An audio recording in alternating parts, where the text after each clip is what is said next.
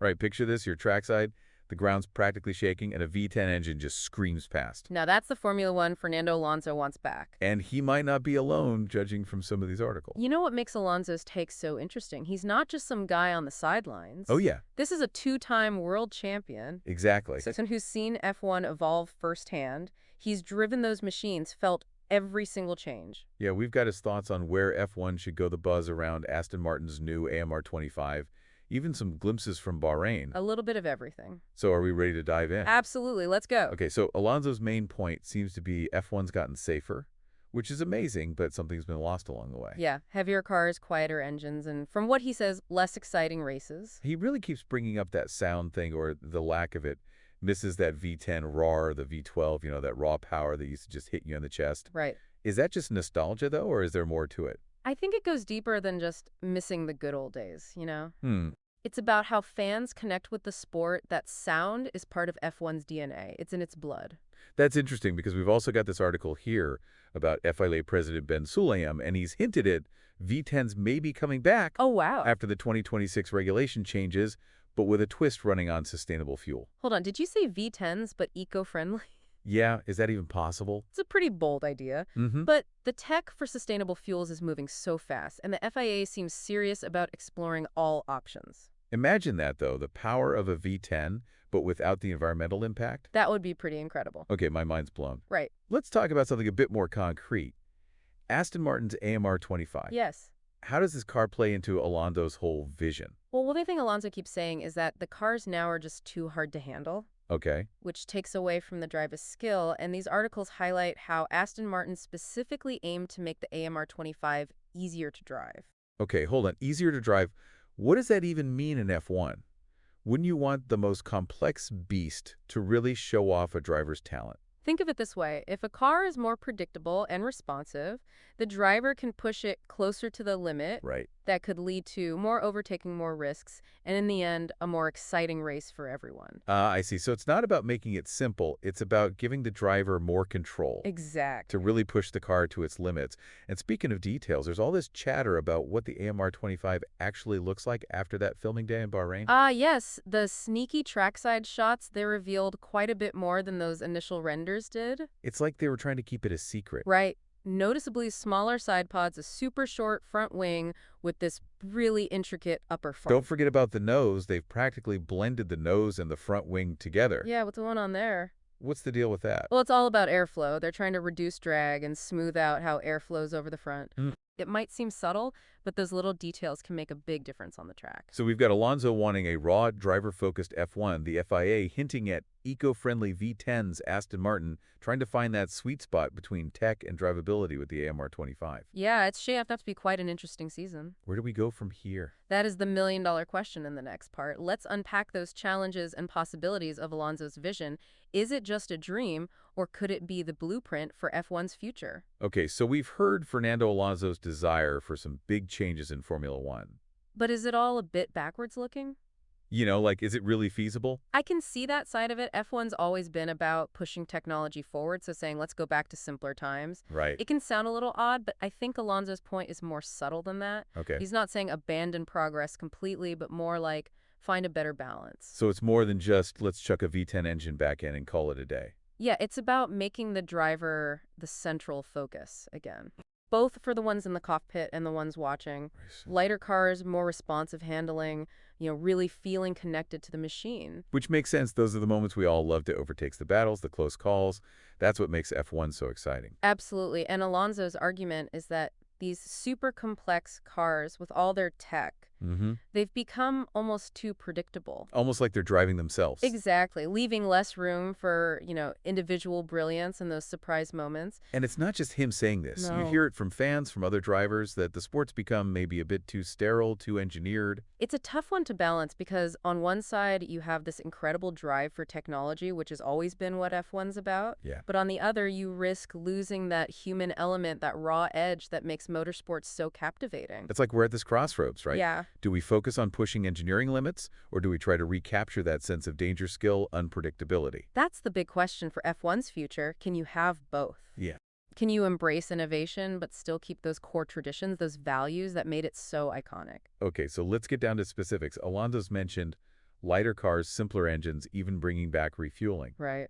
How realistic is any of that? Each one comes with its own set of challenges and, potential consequences. Yeah, Take lighter cars, less weight equals more agility, more responsiveness, probably more exciting racing. right. But you can't forget about safety. F1's made huge strides in driver protection. Absolutely. And any changes can't mess with that. Plus, there's the money factor. Lighter materials usually means more expensive materials, Exactly. which could widen the gap between the top teams and everyone else even more. Yeah, that financial side hangs over a lot of these proposals. Right. Finding solutions that are technically possible and financially sustainable, that's key for a competitive field. What about simpler engines, these hybrid power units? They're incredible feats of engineering, Yeah. but incredibly complex and expensive to develop. Going back to a simpler design could level the playing field for sure. Yeah, More teams fighting at the front, and it fits with what Alonso wants, that raw engine sound. but wouldn't that be a step back for F1's sustainability goals? That's the thing. There's this big push for greener tech, and a less fuel-efficient engine sends the wrong message. It's a real balancing act, trying to embrace the past without sacrificing the future. Now, refueling, that's one that always gets people talking. It does. What do you think? Refueling definitely brought more unpredictability to the races. Right. Teams could gamble on different fuel loads, which led to some big shakeups on track. But there were downsides, too. Oh, yeah, The safety risks, right? Fuel spills fires during pit stops. definitely. And didn't it sometimes lead to less exciting races? Sometimes, yeah. Drivers more focused on saving fuel than going all out? Right. Strong arguments on both sides. Yeah. It's fascinating to think how refueling would work in today's F1 with the cars and tires we have now. It's pretty wild that after all these years, all this advancement, we're still debating these basic questions. Right. What makes a good race, a good car, a good driver? That's the thing about Formula One, this constant evolution, Mhm. blending human skill with cutting-edge engineering. And while there might never be one right answer, Yeah. the pursuit of it is what keeps the sport so interesting. So where does Aston Martin's AMR25 fit into all of this? Right. Is it a step towards what Alonso wants, or just another version of what we already have? From what we've seen so far, it seems like Aston Martin is trying to find that middle ground, Okay. pushing boundaries with aerodynamics and performance, but also making the car more driver-friendly. That emphasis on ease of driving is really interesting. Yeah. It suggests they're not just focused on lap times, but want a car that lets the driver's talent really shine. Exactly. And remember those design details we talked about, the smaller side pods, that intricate front wing, the integrated nose. It all points to really prioritizing aerodynamic efficiency, which could mean a car that's both fast and responsive. So if Aston Martin can deliver on that, Yeah. give Alonso a car that's competitive and lets him use his skills. It could show that his vision isn't just a pipe dream. Exactly. It would definitely be a message to the rest of the teams, and with Alonso's experience and his drive, Right. who knows what he could do with the right car. Before we get too carried away, let's step back for a second and look at the bigger picture. Okay. What does all this mean for the future of Formula One? That's what we'll be getting into in the final part. Okay? We'll explore the challenges, the opportunities, and ask that big question. Can innovation, sustainability, and a driver-focused approach really work together to create the F1 of tomorrow? We've talked about a lot in this deep dive Fernando Alonso's vision for Formula One, the Aston Martin AMR25. And it all comes back to this: can innovation, sustainability, and a driver-focused approach all work together in F1's future? It almost seems like they're pulling in different directions. Right. Innovation means pushing tech further, which can be complex and pricey. Sustainability means efficiency and moving away from old-school fuels and engines. Mm-hmm. And if you want to prioritize the driver's experience, maybe you have to dial back some of that tech. Yeah, to create cars that are more raw, more of a challenge. So what if instead of thinking of it as a tug of war, Yeah, we thought of it as a collaboration, right. each element supporting the others? That's a good way to put it. What if those screaming V10s Alonso loves could run on sustainable fuels? Exactly. Or imagine cars made with super high-tech materials that are both light and good for the environment. You've got it. Finding those win-win situations where progress in one area actually helps the others. And that's where things get really exciting. Absolutely. If F1 can figure this out, it could be a model for other motorsports, even other industry. For sure. Imagine pushing the limits of technology, but also leading the way in sustainability. That would be incredible. It's a big goal, but if anyone can do it, it's Formula One. Yeah, they've always been at the forefront of innovation. And having someone like Alonso, Right. a driver who's seen the sport change over decades pushing for this, Mm-hmm. it adds another layer. It does. He's not just a driver, he's speaking for a whole generation of fans. Yeah, Fans who want to see F1 reach a whole new level. exact. So where does that leave us? We have a champion pushing for a more raw experience, focused on the driver. Yeah. We have teams like Aston Martin seemingly trying to find that balance between high-tech and driver feel. And we have the FIA exploring sustainable fuels and engine regulations. It feels like F1's at a turning point.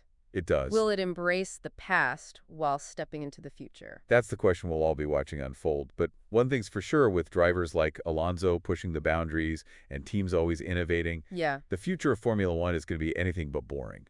And that brings us to the end of our deep dive into Fernando Alonso and the future of Formula One. We explored his vision, looked at the details of Aston Martin's new car, and considered some big questions about where the sport's headed. Absolutely. It's been a fascinating journey, and we hope you've enjoyed it with us. If you're just discovering Formula One, Yeah. or if you're a diehard fan with your own thoughts about the future, we want to hear from you. Let us know in the comments what stood out to you from our discussion. Yeah, what are your hopes for F1's future? And if you enjoyed this deep dive, be sure to subscribe to F1 Blogs for more insights into the world of motorsports. We'll be back soon with another episode full of exciting details and thought-provoking discussions. Until then, keep those engines revving.